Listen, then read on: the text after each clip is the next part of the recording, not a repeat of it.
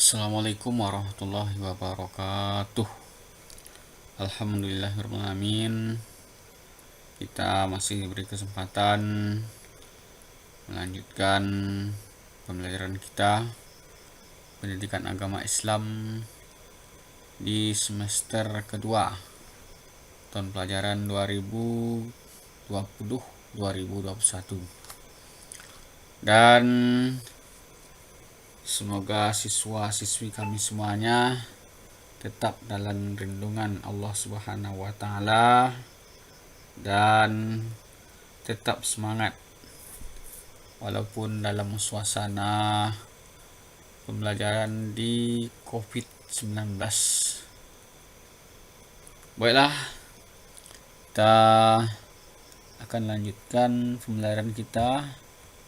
Ini pembahasan kita tentang iman kepada malaikat.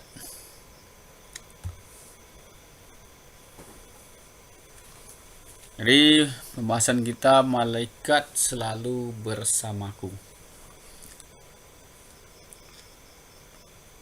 Beriman kepada malaikat mengandung makna bahwa sebagai orang yang beriman, kita harus percaya dan yakin dengan sepenuh hati bahwa malaikat diciptakan dari nur atau cahaya yang diberikan tugas oleh Allah SWT, senantiasa melaksanakannya tanpa pernah membantah atau mengingkarinya.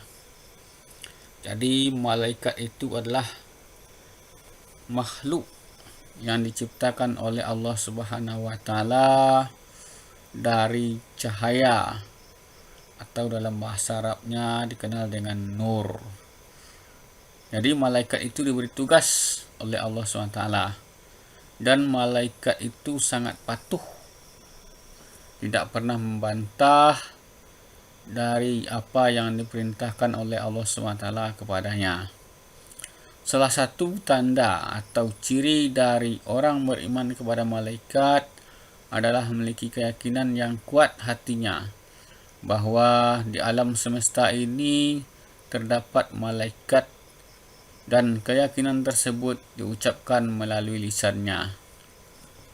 Jadi orang yang beriman kepada malaikat itu adalah senantiasa memiliki keyakinan yang kuat dari hatinya bahwa di alam semesta ini ada malaikat tersebut,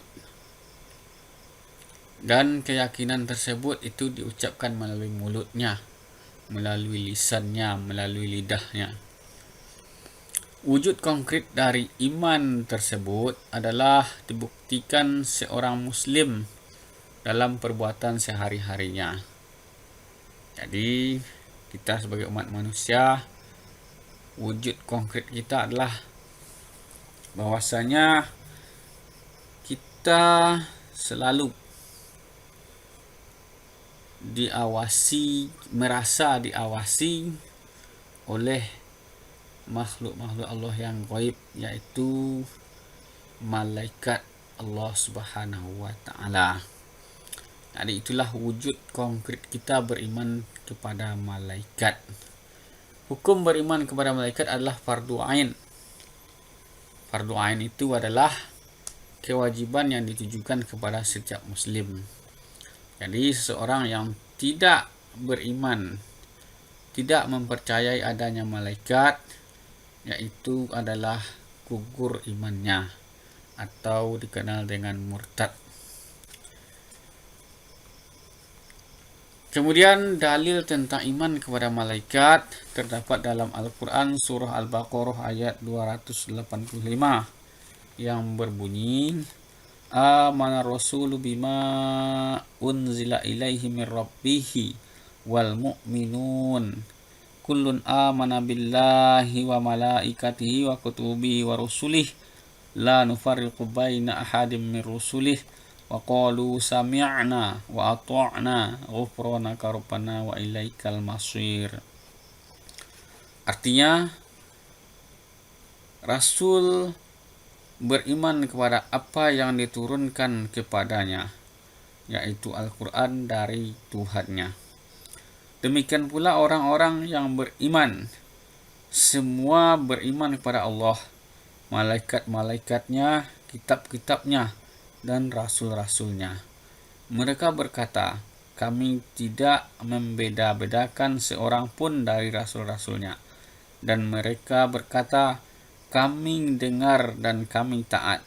Ampunilah kami, ya Tuhan kami, dan kepadamu tempat kami kembali. Jadi, iman kepada malaikat ini dalil utamanya itu adalah pada dalam Al-Quran surah Al-Baqarah ayat 285. Malaikat bersifat abstrak dan imaterial.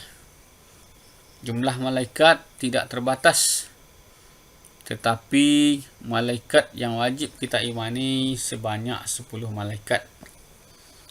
Dalam hadis Rasulullah SAW yang artinya dari Ali radhiyallahu anhu, ia berkata, aku mendengar Rasulullah SAW bersabda, barang siapa mengunjungi saudaranya sesama muslim, maka seakan ia berjalan di bawah pepohonan surga hingga ia duduk.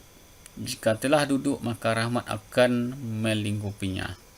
Jika mengunjunginya di waktu pagi, maka 70.000 malaikat akan bersolawat kepadanya hingga sore hari. Dan jika ia mengunjunginya di waktu sore, maka 70.000 malaikat akan bersolawat kepadanya hingga pagi hari.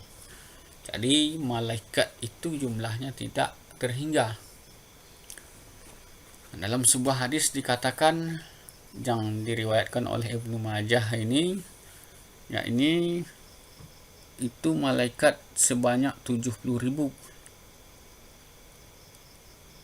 Jadi ini yang terhitung. Jadi yang lainnya malaikat sesungguhnya itu tidak terhitung. Tapi yang wajib kita imani, yang wajib kita percayai itu adalah sebanyak 10 malaikat. Kemudian nama malaikat yang wajib kita imani dan tugas-tugasnya.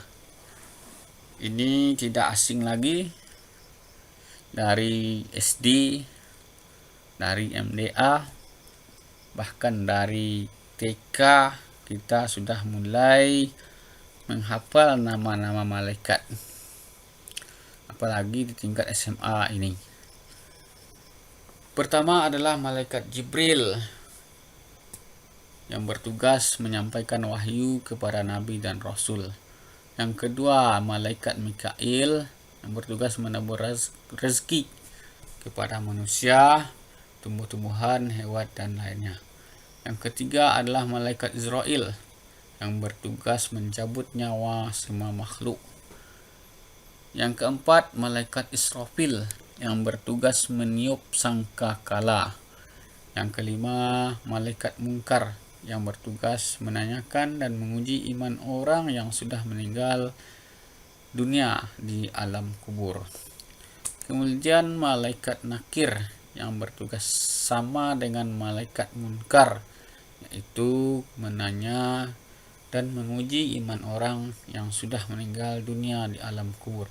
Kemudian yang berikutnya malaikat Raqib yang bertugas mencatat segala amal perbuatan kebaikan manusia. Kemudian malaikat Atid yang bertugas mencatat segala amal keburukan manusia. Yang berikutnya yaitu adalah malaikat Malik yang bertugas menjaga pintu neraka. Kemudian yang terakhir adalah malaikat Ridwan yang bertugas menjaga pintu surga. Itulah 10 malaikat dan tugas-tugasnya yang wajib kita imani. Baiklah, demikian pertemuan kita pada kali ini. Lebih dan kurang mohon maaf. Wassalamualaikum warahmatullahi wabarakatuh.